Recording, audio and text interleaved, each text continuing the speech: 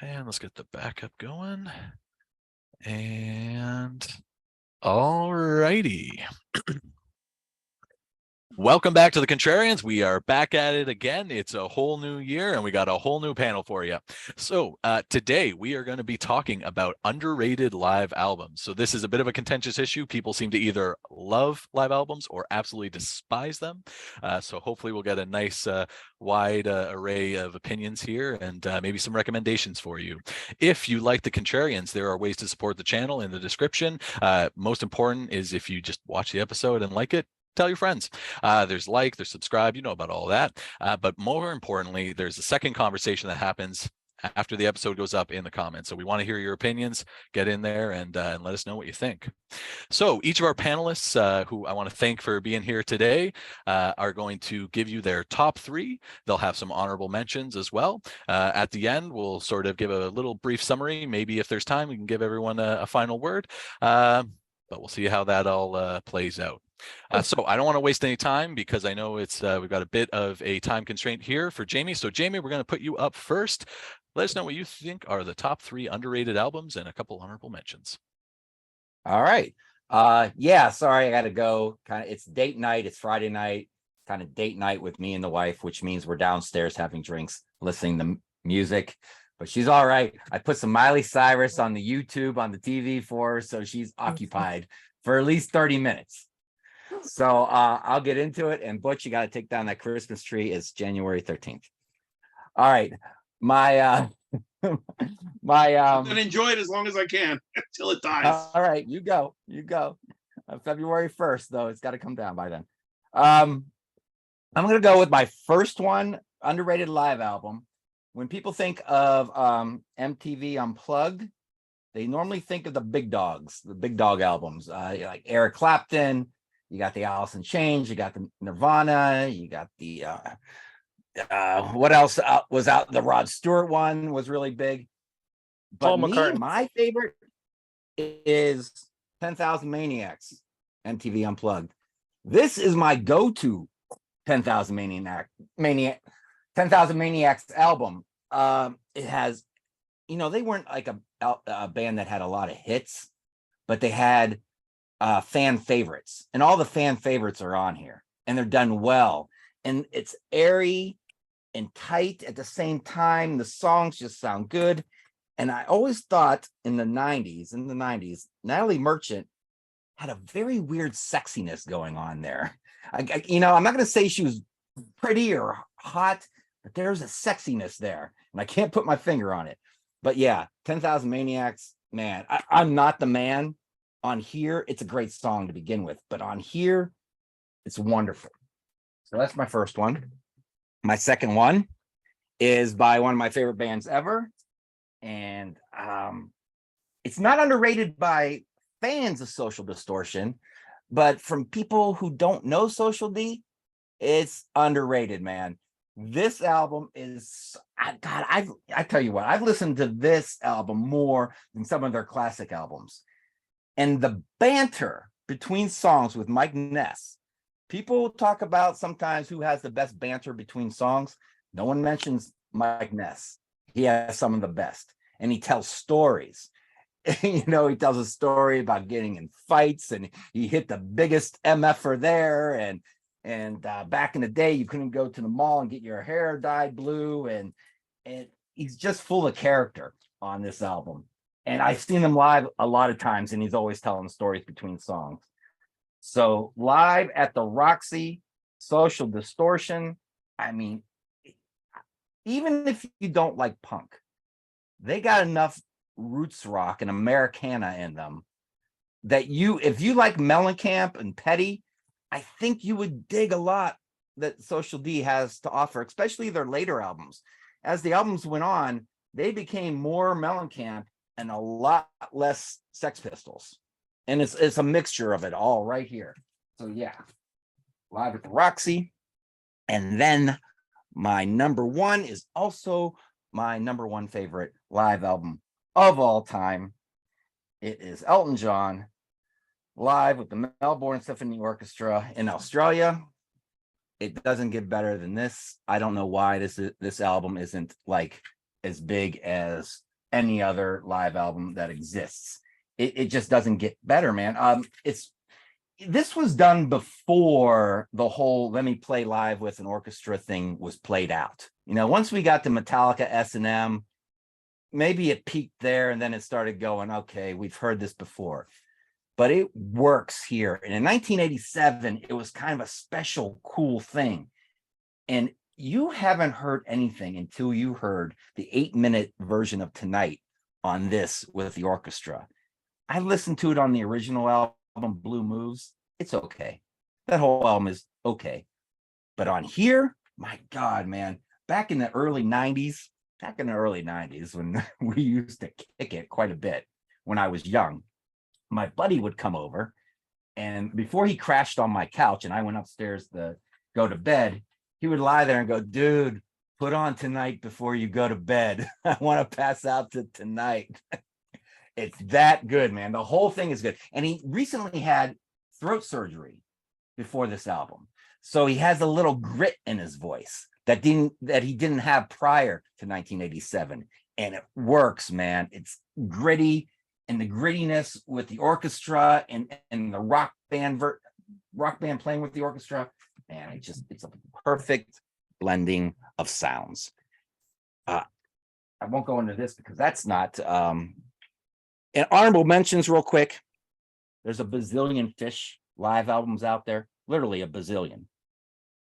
I think Slip, Stitch, and Pass is the one I go to. It's not too jammy. They don't have like 35-minute versions of songs on there. Maybe like 7 minutes they jam out. So it's a tighter album. I don't know if this is underrated, but it was hard to get for the longest time until last fall. Beast Over Hammersmith by Iron Maiden. I like this more than Live After Death. If you like Southern rock, give Alabama Live a chance. This is from the late 80s. It rocks just as good as any Southern rock. And if you like, I was just listening to this to start happy hour. If you like reggae, Peter Tosh, Captured Live, is wonderful. Peter Tosh's voice is very smoky, and it's reggae, but there's an airiness to it. And what that airiness is 1983. 1983 technology and sounds go into the reggae. It makes it feel poppy in a way, and it's very digestible reggae. So there you go. I got to go back downstairs and hang out with the wife. All right, awesome. Well, thanks, Jamie. We'll soldier on without you, but we appreciate you being here and taking the time. And all right, send your wife our apologies. You guys and commenting down below. All right. Well, bye, thanks, guys. Jamie. And Bye, remember, be like Jamie. Join the comments. Yes, and drink at home. Don't drink and drive. Be like Jamie. That's a great message for tonight. All right, let's go over to Peter next. I know you've got a lot of thoughts on live albums, so we want to hear what you think are the top 3 underrated and your honorable mentions.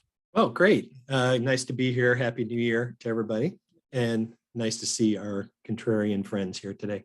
I'll just jump right in. This one is an easy one within the catalog of this band. It is oft ignored, not overlooked. It's ignored. Isn't even recognized in most cases. And I'm going to start with this. Judas Priest, 98 Live, the first live album with Tim Owens. And I just think this is an absolute powerhouse. It's all pretty much vintage Priest songs with some of the new material from the debut album with Tim. But it's got an energy to it and a different feel. Yes, he's not Rob, but he brings elements that Rob didn't have either. And that's why I love hearing this. The band sounds very energetic, exhilarated. In fact, the crowd is way into it. And there are some versions on here that I will say, contrarian or not, that I actually prefer better with Tim than I do with Rob. And one of them is, if you want to just check out one track on this, listen to Rapid Fire on here. When they get into the middle section and Tim takes it up an entire octave and does the whole section, in these unbelievably perfect screams that are his trademark, you'll be a believer as well. This is a great, great album. The sonics on this are spectacular. It's extremely well recorded, well mixed. Everything on it is super clean. My only complaint is that during this era, they thought it'd be best to kind of down tune a bit and get out of standard tuning, which kind of muddies things up a little bit. So it's not as clean as it is when they're in standard tuning. But it's an absolute go-to for me. And I listen to it just as much as I do any of the Priest live records. So 98 Live Meltdown with Judas Priest. My second one is from a band that's got a zillion records. But most of the time people don't talk about live albums from this band. And if they do, it's usually their most recognized performance at Woodstock. But I'm going to go with Moonflower from Santana. Released in October of 77. To me, and again, contrarian though it may be, these are the definitive versions in my mind of a lot of their earlier classics. And it's a combination of live with studio tracks. And I think some of the studio tracks on here are some of the best they've ever done. They're so brilliantly beautiful and moody. First of all, this is one of the greatest backing bands you will ever find, with Greg Walker on vocals, who is totally ignored in this band's legacy. This guy can sing anything. He's silky and buttery. And when you get into Tom Coster on keyboards, who later showed up with Vital Information, Graham Lear on drums with Gino Vanelli before, and is just a tremendous drummer. Incredible bass playing on this. We had Pablo Tellez, who did all the live tracks, and then David Morgan, who does all the studio tracks. And this starts a run of Santana albums for me that is by far my favorite period of the band. When they get in through this and Inner Secrets into Z-Bop, Marathon, Z-Bop, Shango, all through there is just my go-to period of Santana. And it started with this on Moonflower here. So, and the standout track is the version of Europa on here from Carlos. It is, if you don't feel moved by that, check your pulse, because you may be dead. So that is a great, great album. And my last one is also completely ignored. I've never seen this on any list anywhere. Not that lists matter of what's good or isn't good, but this is a band that I saw year after year after year. They always seem to just get opening slots, never seem to get any bigger, but except Staying Alive. This is from the 1985 tour in Tokyo. And this was released in 90 after they broke up the first time around. But this is a band that is absolutely in their prime. I have always said that they were one of the tightest, most cohesive live bands I've ever seen. The twin guitar attacks, Stephen Kaufman's drumming is just machine-like. Udo's Udo, you know, you like his voice or you don't, and that's okay. And Peter Baltus on bass was just a fireball of energy. And this is unbelievably well produced. The sound and the sonics on this are super clean, but oh goodness, it's heavy. And it's one of the most enjoyable live metal albums that I have in my collection. And the standout track on here is Breaker. And when you hear that, it is just a juggernaut of thrash way before Metallica and those guys ever showed up. So it's got to show some love for Accept and check out Staying Alive. So those are my three main ones. My honorables, I'll just give titles and things. We won't dig into those. Bruce Dickinson, Scream for Me Brazil from the Chemical Wedding tour before he rejoined Maiden. This is absolutely stunning stuff, and maybe Bruce's best live recording of his career. He's just that good on it. We're going to jump to 78. Frank Marino and Mahogany Rush live. He's kind of a cult, kind of an underground. People who know him love him, and people who don't know him have no idea who you're talking about. It's kind of a cross. He kind of lived in that Robin Trower world, but he played totally different. This is more like heavier, more bluesed version of Chuck Berry. I mean, with really great contemporary solos, and just the opening tracks, The Answer and Dragonfly are worth the whole price of admission on that record alone. Go back to 76, Dave Mason's Certified Live. If you're not familiar with Dave Mason, you've got homework to do, folks. One of the great guitarists of his era, great songwriter, great singer, another absolutely stellar band. They are tight as blazes on here. And you'll know a lot of the songs you may not know were attributed to him, but if you start looking up some of his hits, you'll go, oh, I know that one. Oh, I remember that one. And I will say that his version of All Along the Watchtower on here is staggering. And then the last one, I had to include this, not solely because of circumstances, but because it's one of my favorite live albums of all time. And that's Beck Bogart in a Piece, live from Japan. And of course, we're all going to take just 1 second in our own hearts to remember the passing of Jeff Beck. Well, and everybody who's passed in this last week. Good grief, it's sad. Too many people are going. Yeah. But this is just an absolute powerhouse. This is Jeff Beck in his prime, Tim Bogart in his prime, and Carmine is why Carmine is regarded as the contributor and constructor of early hard, heavy drumming, because it's just perfect. Long extended solos, the sound on it is spectacular. They needed a singer, and they didn't. Rod was supposed to join the band, but problems with Jeff, and so they just went with the three of them, and it's a tremendous album and a great way to remember Jeff as you're listening to it. So those are my choices for this week. Awesome. Thanks, Peter. That was Yeah, great. Insightful as always.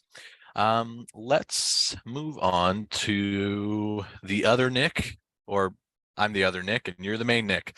Let's hear your top three underrated live albums and some honorable mentions. Good. Thanks, Nick. Yeah, great choices, Peter. Excellent. First on the list would be the 30th anniversary of Mott the Hoople Live. This is the original one. I don't have the 30th anniversary, but basically same cover. This was released in like 2004. The original one, it's just a one album thing, two sides with about 8 tracks, and you get a good sense of the power of the band, but it's kind of like an odd set list. And I never really understood kind of the set list. What you get with the 30th anniversary is essentially almost a full set of performances at the Uris Theater on Broadway when they were here in New York in '74 with Queen opening, and then also a full set when they played Hammersmith in '73. So you get two different sort of sets. Some overlap with songs, but you get something like 21 songs on the thing. It's over 2 hours long. And to me, it's just unbelievable energy. They're shambolic yet controlled at the same time. And for me, it's like everything a rock band should be. And for me, it's like I could see like the direct lineage from Chuck Berry and Bo Diddley and all those people right through the Beatles and the Stones, right to Mott the Hoople. So I think it's a great listening experience.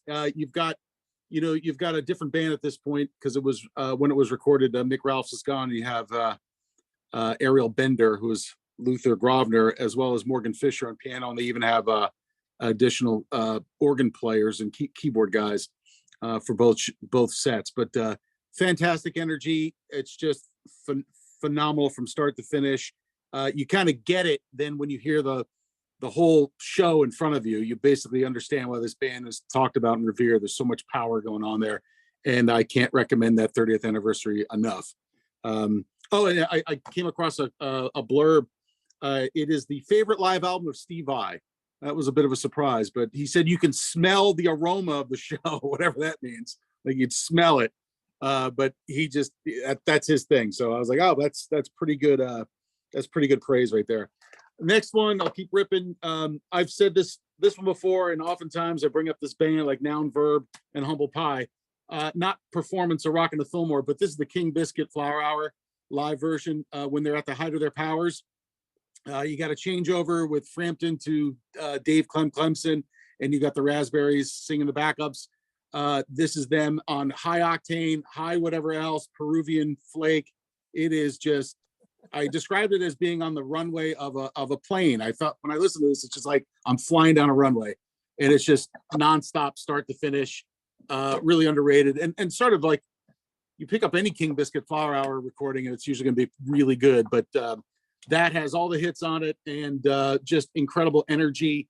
And you see the difference between the performance and this one. It's just the accelerators just mashed down the entire time, which I like. It's a lot of fun. Third one, and I'm glad Peter is here for this one because this relates back to like the Secret Santa stuff that we were doing. I'm going to choose Jack Bruce. This is his 50th birthday celebration called Cities of the Heart. This is a 2 CD thing, sort of a limited release back when. And when this came out, it was just like a revelation for me because it was just such a great anthology of the guy's career. And it's interesting because it starts off Jack at a piano. Usually we're used to artists coming out and bashing it out. You know, in his case, I would expect something from Cream, and he comes out just with a piano, and then it builds from there. Goes through some jazzy stuff, which is a challenge for me, but it sort of builds, and then it keeps augmenting the live show with different people. And the list of people on this thing is worth the purchase alone. This is another one, by the way. It's over 2 hours.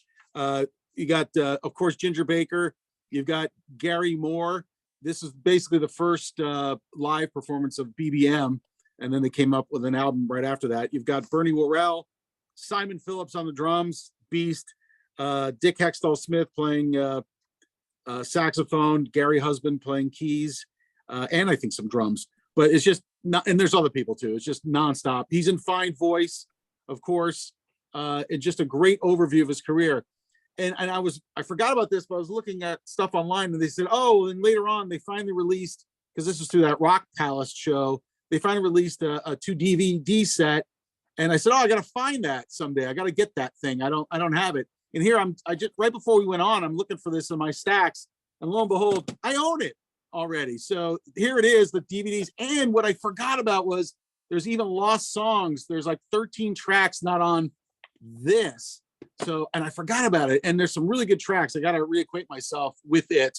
But you know, there's some really, really good stuff. So if you see the 50th anniversary concert, pick that up too. So you'll get the 2 DVDs, which is the entire show, and the lost songs. But you know, if you want to broaden your horizons, and if you're ever thinking about Jack Bruce or like Cream, and it's a good overview of his career with a lot of power. And it's just one of those albums I come back to at least once a year. Oh, honorable mentions. Let's see.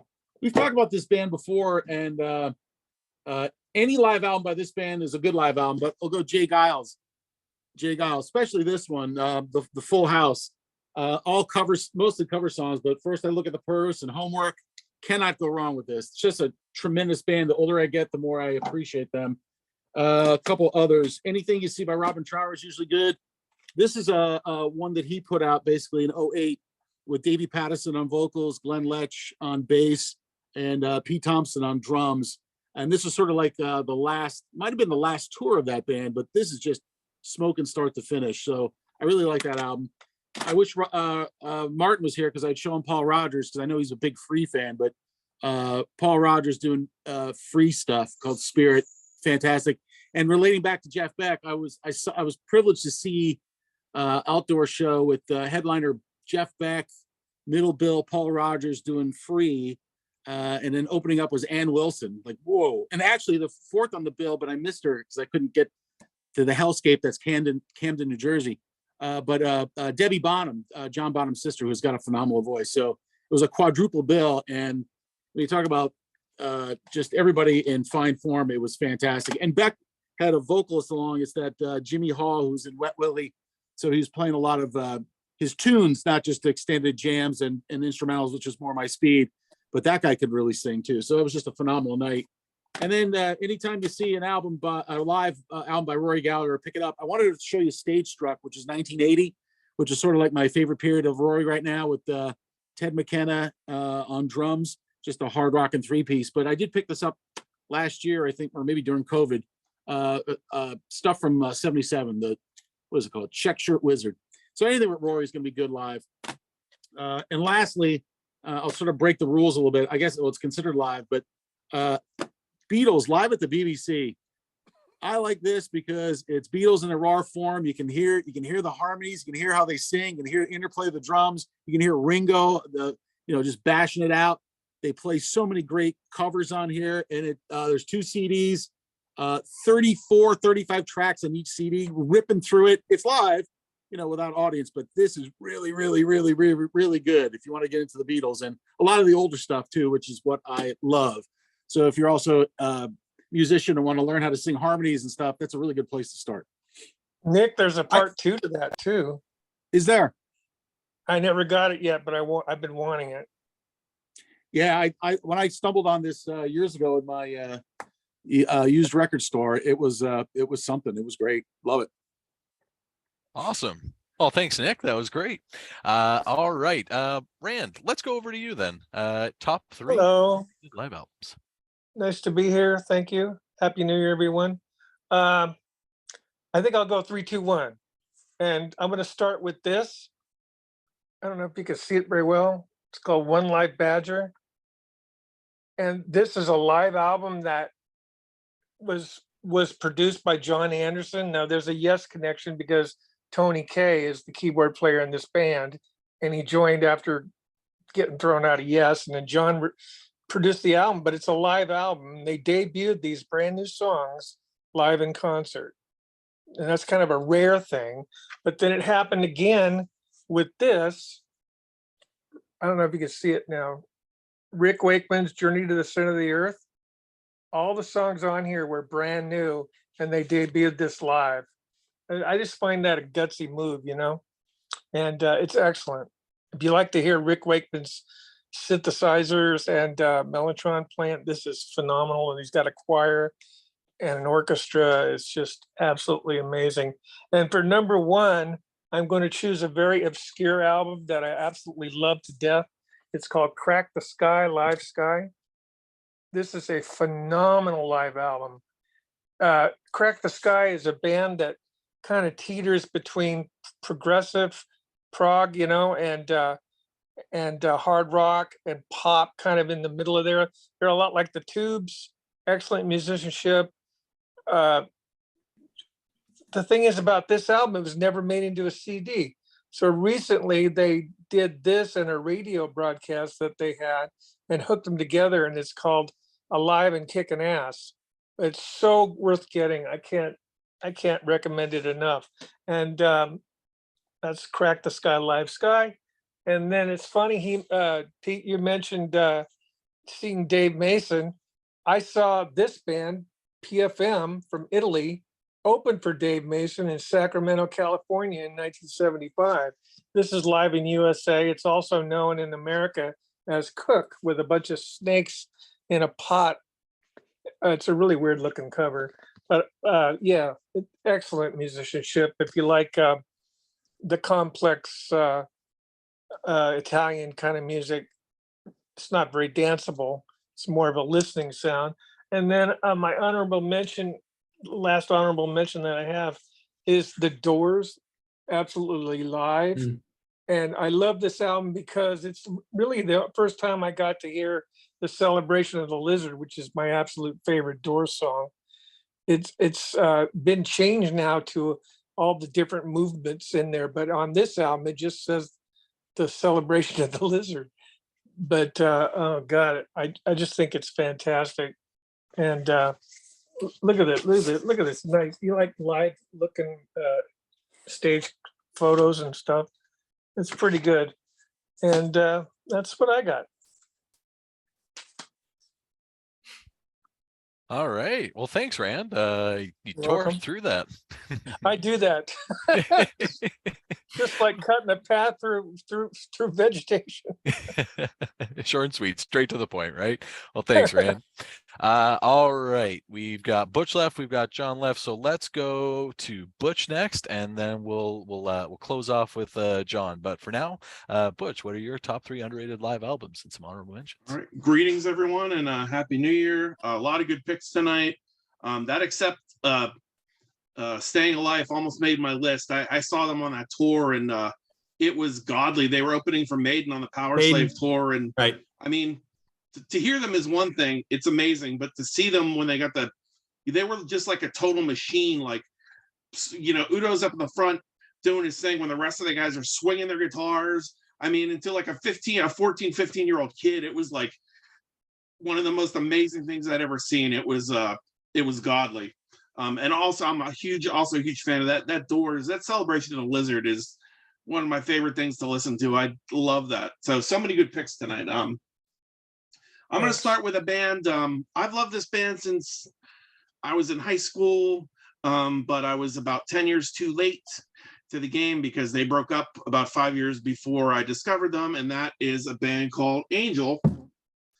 And this is an album called Live Without a Net. This came out on Casablanca Records in 1980. It was kind of like a last-ditch effort by the label and the band to get something going. This was actually initially recorded on the White Hot Tour, so it was at the peak of their popularity. This is recorded, and it shows in the performances on the record. Sinful had subsequently come out and tanked. White Hot had a cover of I Ain't Gonna Eat Out My Heart Anymore that scraped the top 40. They were gaining in popularity, headlining a lot of places, especially in the Midwest, and doing a lot of opening for bands like Styx. But for whatever reason, Casablanca could just never get them over the top. I think the band had all the talent in the world. They had a great vocalist in Frank Domino. Punky Meadows was a fiery guitar player. You got Greg Giuffria, who I think is maybe the most underrated hard rock keyboard player of all time. Felix Robinson and Barry Brand, a hell of a rhythm section at this point in the band's history. But yeah, this album was recorded at the Santa Monica Civic Auditorium in the Long Beach Arena. And then actually, there's a song called 20th Century Foxes on here that was recorded at the Shrine Auditorium later when they were filming the movie Foxes that they briefly appear in. But for me, this is actually the second record that I found by them. Sinful was the first one. I didn't think much of it at the time, and I got this though, and this is great. It's by this point they weren't playing too much off the first couple records, but like Tower's on here. Anyone that knows Angel knows Tower. Although it's odd, it's a truncated version. I talked to Frank Domino before, and as the years went on, they started, by the time they actually were touring for Sinful, they actually chopped it even further down. Like this has the guitar solo section stripped completely. So it's only about 4 minutes long on here. But this has, like, as far as I'm concerned, like the White Hot album, as popular as it was, and it was a little bit slick, I think. And the versions on here for me are like God Love If You Want It on here is heavy. Hold Me, Squeeze Me is heavier. The version of Don't Leave Me Lonely segues right into Telephone Exchange, From On Earth as It Is in Heaven. I mean, everything from those, the third and fourth records are so much heavier on here. Frank Domino sounds amazing. There's a lot, if you get it, the LP or the double CD is the way to go, because the single CD, they cut out a lot of the banter between Frank and the crowd. There's a whole lead in on Rock and Rollers where he's kind of doing the Steve Marriott singing. It's almost like in that singing preacher kind of vibe, like leading into the song, and things like that kind of get lost in translation when it's a single CD. But again, it's a great document of the tour. There's individual solos on here that are all cool to listen to. I love Greg Giuffria's solo on here. That's another thing I like about this record, as opposed to some of the studio work, is the keys are a little bit higher in the mix. which I think is cool because the dogfighting between him and Punky Meadows is really cool, especially on Feeling Right on this album. And speaking of Jeff Beck, in the live version of Feeling Right, they actually, in the middle, when they're doing their back and forth keyboard to guitar, they actually segue into a little bit of Freeway Jam on here. So this album didn't do much at the time. Like Casablanca, they just put it out there. They didn't promote it. It got to number 149 on the charts and disappeared. Probably if this would have come out after White Hot, maybe they would have been able to capitalize better. But as it is, it's a really good document of that. Unfortunately, not visual, but it's a great record. It has a good set list, and that's my first one. And then let's see here. Nick actually preempted me on. I was actually gonna. I'll just throw this up real quick. I actually had selected this one as well, and I love Performance, Rock of the Fillmore, especially Rolling Stone on that one. But this is like just crushes it. I think in a lot of ways. First of all, I think it sounds like amazing. And the thing I like best about this one is the in between, like Marius he sings everything. He sings the songs, he sings everything in between. He sings when he's introducing the Blackberries, and and having them on this album actually is awesome because there's a lot of interaction between him and them, like especially in I Believe to My Soul and Hallelujah, I Love Her So, and Roadrunner. There's a lot of cool stuff on here. The sound, like I said, the sound is great. The guitar, it's loud, it's brash. I mean, it's just like, this is a thumping CD. And I gotta try to find this on vinyl, but this is great. And obviously the reason it's probably, what's that? It's on vinyl. That they re-release it now. If you ever see Live at Winterland, it's the same album. So I gotta grab it. Yeah, and it's on vinyl. It's on vinyl. I'll have to check it out. I saw them on the Smoking Tour in Las Vegas, Nevada. Oh, really? It was amazing. That would have been, I would have loved to have seen this. This was, I guess this is from the Eat It tour. Slade opened for him, and before Slade was It's a Beautiful Day. Wow. Killer. But yeah, I mean, I love this. This is like, if I was going to introduce someone Humble Pie, this is the one I would play for them. Nice. I used to go to stereo stores trying out speakers, and I would bring this in and said, put this in. And workers would come running in. What the hell is this? What the hell is this? It's a good one. It's a good one for that. When you put in Up Our Sleeves, that's all you need to hear. Like, people are like, what the hell? The last one I have, this is a band that I loved in the 80s, and that's Zebra. Again, this is kind of like, I mean, we just talked about this. I just talked about this with Angel, but I mean, this was a band that they got signed to Atlantic. They started as kind of like a cover band and a Zeppelin tribute thing. They started doing their own material. They moved from New Orleans to Long Island. They get signed. They put the first album out, and with Who's Behind the Door and Tell Me What You Want, it's like a very fast selling record. One of the faster selling records Atlantic had. It goes gold. And then No Telling Lies comes out and kind of stiffs. They were a quirky band. I don't know who at the label thought Bears. It's a great song, don't get me wrong, but in terms of getting across to the mass population, I don't know if they were an odd band to try to market because they fell between the cracks. They were part hard rock and part progressive, and they're great musicians. Were crazy. Yeah, he's insane. He's got this super high voice, amazing, can pull it off live. I saw him 3 times in the 80s on the 3.5 tour, or 3.5 of 3.V, whatever, however that's pronounced. But this was recorded in Long Island, November 25th and 26th, 1989. It's got about 6 songs from the first album, a couple from No Telling Lies. There's about 3 from 3.5, and then there's a Zeppelin cover. There's also 2 brand new songs that, I don't know, they're kind of like more, they're good, but they're more like straight up hard rock. But again, this kind of just got thrown out there It wasn't promoted, and it's a bummer. Like the 3.5 album had flopped. It didn't even chart after the first two. They'd gone in a totally like AOR direction. It's a great record, but it didn't do anything for them. But they kept touring, and they had a decent following on that East Coast and in New Orleans. And the performances on here are amazing. Like the musicianship in this band is incredible. One of the best three-piece bands. Felix Hanneman on bass and keyboards, and he did the old, kind of like Geddy Lee would play the bass lines on the keys on the songs that needed them. And Guy Gelso on drums is amazing. And then Randy Jackson with that voice of his and a ripping. There's so much good guitar work on this album, especially on Take Your Fingers From My Hair, which was like kind of like their big progressive epic kind of song. But it's a great Wait Until the Summer's Gone is on here. That's one of my favorites from the second one.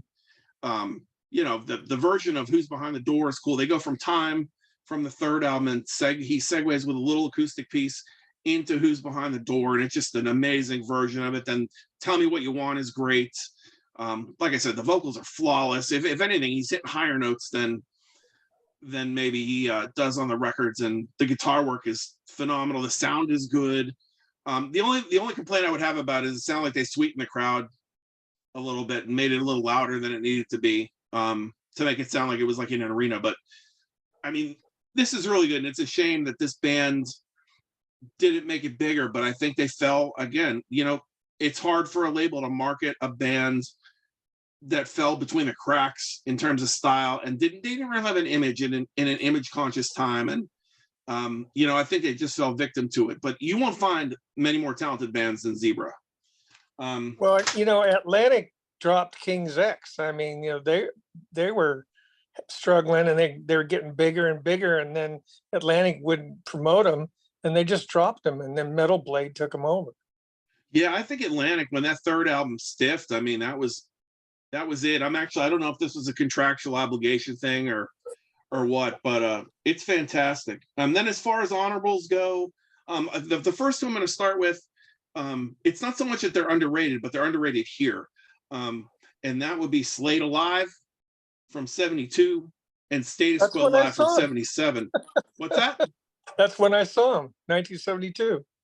Yeah, I mean, and both those records are amazing, but they never really did. I just read a couple books. I just read Noddy Holder and Dave Hill's biographies, and I'm on Don Powell's now. And those guys they just couldn't break America to save their lives. They spent about 18 months over here, but it was after their peak in Europe. And I don't know, but that Alive is amazing. And then this next one, Stars, live in Louisville. And the reason this would be underrated is because it was never officially like released. It was a promotional record.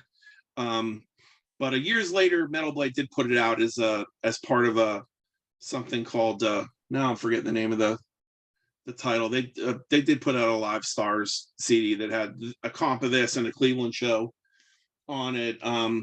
Thin Lizzy's Life Live, I think, gets swallowed up sometimes behind Live and Dangerous. I don't think, and also because the sound isn't as good, but I think as far as a live album goes, it's got a really good track list, and it's cool when they have the old, ex-members of the band up on stage too at various points on the album.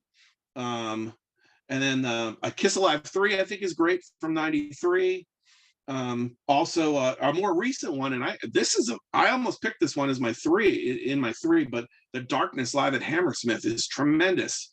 The first time I listened to that one, I thought, like, that's a classic live record. In a different time, I think that album would be talked about the same way that some of the classic live albums are. And this very last one I wanted to mention, and I am mentioning it in part because of his passing this week, but I always thought that I didn't realize that Jeff Beck and the Jan Hammer Group, that album, when I looked it up, when I did some research on it, I thought it went gold, so it's hard to call it underrated, but I don't hear it being brought up very much outside of, people that I know are Jeff Beck fans. So yeah. I think that's an amazing record. That's my favorite Jeff Beck album. Playing on there is godly, goes without saying. But, yeah, it's great. Great album. Yeah. But yeah, those are all of mine. Awesome. Well, thanks, Butch. That was great. Generated a lot of conversation too. I saw a lot of people agreeing and nodding heads. Thanks for that. All right. Last but not least, let's go to John, the music nut himself. John, what are your top 3 underrated live albums and some honorable mentions? Hey, thank you so much. Happy New Year, everyone. A couple of you guys have already read my brain a little bit, but here it goes. And it's appropriate that my friend Peter Jones is on here because I'm going to talk about a composer and a drummer named Peter. Now, this band came out of the remnants of Blind Faith. Eric Clapton left the band, and the 3 remaining members became a 10-piece band. The leader was Mr. Ginger Baker. And the name of the album and the name of the band is Ginger Baker's Air Force. Yep. This is from 1970. In this band, you had Steve Winwood, Rick Gresh, Ginger Baker, all from Blind Faith. You have Denny Lane on guitar. Denny Lane at this point was best known as the singer for the song Go Now by the Moody Blues. His guitar playing on here is very good and very lyrical. You have a 3-piece horn section. You have Graham Bond, who Ginger Baker and Jack Bruce played with before they formed Cream with Eric Clapton. You have Chris Wood, who was in Traffic, and he also doubles on flute here. And you also have Harold McNair. You have Jeanette Jacobs on vocals. She later married Chris Wood. You also have Pete Seaman, who was Ginger Baker's main influence in drumming, because Ginger Baker was a jazz drummer, not a rock drummer. Anyway, this album is intense. It is their second gig together. And it is incredible how tight they are at that stage. This was recorded in Royal Albert Hall in 1970. The recording is very, very good, and Royal Albert Hall has a reputation for not being a good sounding venue. What does it sound like? It sounds like world music meets the free jazz of Ornette Coleman. There's 5 songs on here that are 11 minutes or better, and it's exciting throughout. This whole album is a percussion smorgasbord. The playing is sublime. It's low on lyrics and high on jamming. It's just a very exciting album, and there's versions here of the showcases that Ginger Baker did with Cream and Blind Faith, and those songs are Toad and Do What You Like, respectively. They are given a whole new life on here. They are so intense and exciting. To me, the version of Toad here blows the version of Toad on Cream's Wheels of Fire Out of Water. It's just a lot more intense. There's a lot more going on. It's very eccentric. Fantastic live album. And interestingly, when this came out on vinyl, it opened from, usually when you open an album, it'll open from the right. Well, just like the album, this opens from the left, which was something I found very interesting. But this is my first choice, and it is Ginger Baker's Air Force, and this was recorded and released in 1970. Now, a second choice. I am going to match you, Peter, with your Santana's Moonflower, and I'm going to go with Lotus. Yes.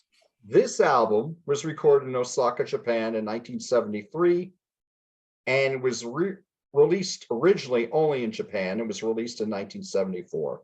It did not get released in the United States until 1991. This is over 2 hours. It's a double CD, and it's got the double box which you saw in the 80s and the 90s. This is when Santana, in my opinion, was that this is my favorite era of Santana, their jazz fusion era. This was the Caravanserai tour, but they already had the 5th album, Welcome, in the can. So there's some songs from Caravanserai and from Welcome on here as well. We were talking about, Peter was talking about underrated vocalists with Santana. I think Leon Thomas was another underrated vocalist with Santana. His vocals on the Welcome album, I think, are spectacular. A lot of the Santana standards are on here. Black Magic Woman and the Gypsy Queen and the Oi Como Va. You have To Santo Lejour on here as well, but you have a lot of unreleased stuff, and a lot of it was instrumental. Excuse me. The instrumentals range from very funky to very joyous, very tranquil. Heavy on the percussion, just like the first album I talked about from Ginger Baker's Air Force. Michael Shreve is a monster on this album. He has a drum solo called Exoto, and it is intense. There's also a wonderful 16-minute version of Incident Neshibur on here. It's fantastic. And they start playing John Coltrane's My Favorite Things during the song. It is a magnificent album, magnificent performance. And that's my second choice. Santana's Lotus, originally released 74 in the United States in 1991. I Now love my that. third. Thanks. Glad you do. And I'm going to go a little later now, my third choice. I'm going to go with something that was recorded in 1979. And it was recorded in Santa Barbara, California. It was released in 1980. And I'd be hard to find more talent on a live release than I would on this one. This is Joni Mitchell. This album's called Shadows and Light. This is from my favorite period when she was going into more of a jazz direction with the Hissing of Summer Lawns, Hijira, Don Juan's Reckless Daughter, and Mingus, the album she made with Charles Mingus, and he died during the recording. This is a spectacular album. As far as the musicians, you got Pat Metheny on guitar, you got Jaco Pastorius on bass, you have Michael Brecker on all saxophones, you've Don Alias on drums, Lyle Mays on piano and synthesizer. This key to the musicianship here is they know when to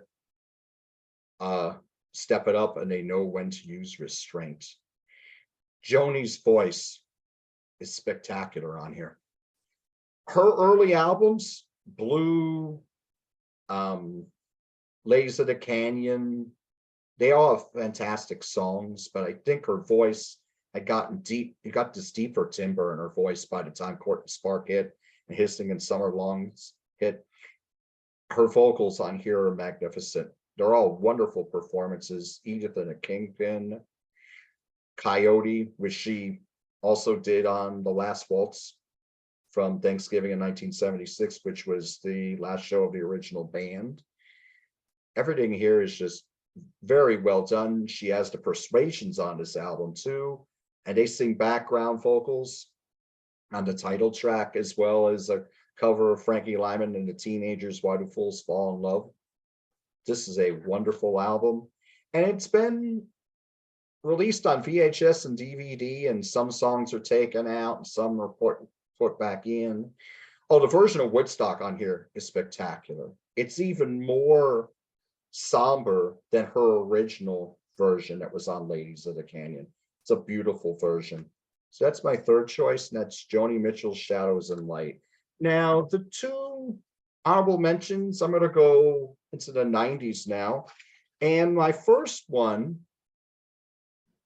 is a band from Canada, and they broke with this album. And this is a wonderful album, great songs, great harmonies. This band has a very quirky sense of humor as well. Wonderful live band I was privileged to see about 20 years ago. And that's the Bare Naked Ladies, and the album is Rock Spectacle. This album hit because Brian Wilson was released as a single, and it was originally on their debut album, Gordon. Brian Wilson is a wonderful song. And If I Had $1 Million was also released as a single, and that was the last song on the album, but there were 2 hidden tracks at the end. They're wonderful songs, but a lot of the songs here are very poppy, but very classy and melodic, like Jane, Hello City, If I Fall, These Apples. So many wonderful songs on here. And my other honorable mention is also from the 90s. This album came out in 1996. And during this decade, I think the jam bands really started. It was a renaissance for jam bands, I believe. And for my money, I don't think there was a more exciting jam band in the 90s than Blues Traveler. This is Live from the Fall. In the 90s, Blues Traveler were an amazing live band. They had the hits on the 4th album, titled 4, with Run Around and Hook. That's like 2% of what they were in the 1990s. Their first 2 albums, the self-titled album and Travelers and Thieves, are well represented on here. The jams on here are very intense. Bobby Sheehan was their bass player. He was a very busy and intense bass player. The performances on here are spectacular. And Bobby Sheehan died in 1999. And they're not quite the same since he died. They never had the intensity like they had on this album. And those are my choices. Thanks. Hey, John, Awesome. have you heard Brian Wilson sing Brian Wilson live at the Roxy? No. Awesome. Well, that sounds great. How long talks ago was that? He Was talks it- about was- the Bare Naked Ladies. Oh, that was about 2000. Just I when he was came wondering back if it from was when he could still sing. You know, when that's he why I first was came asking. back from retiring. Oh, okay. This is Very his good. first gig. This is his first gig. It's Brian Wilson live at the Roxy. And I think on disc 2, he says, there's a band called Bare Naked Ladies, and they wrote a song about me. It goes like this. He sings it. Nice.